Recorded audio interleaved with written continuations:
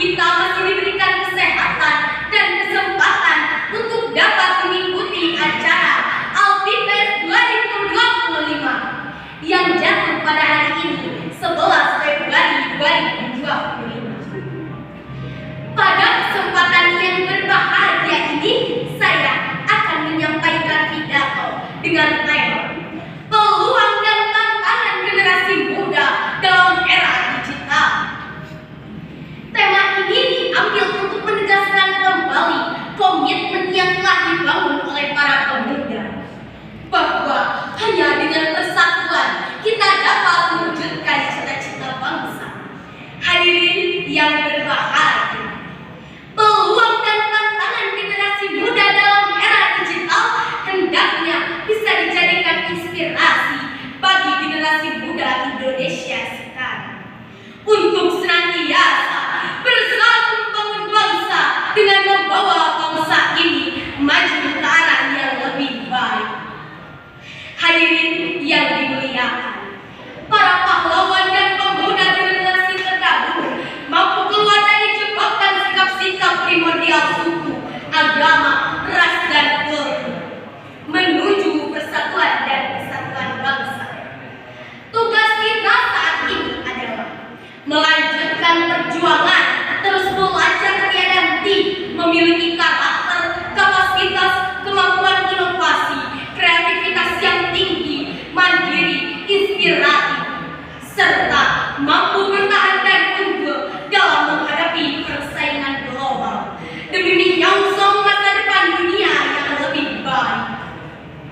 Kita sebagai generasi muda yang siap membangun bangsa pada generasi milenial di era digital ini memiliki banyak potensi yang bisa kita kembangkan, banyak potensi yang bisa kita optimalkan untuk kebaikan dan kemajuan kita di masa depan.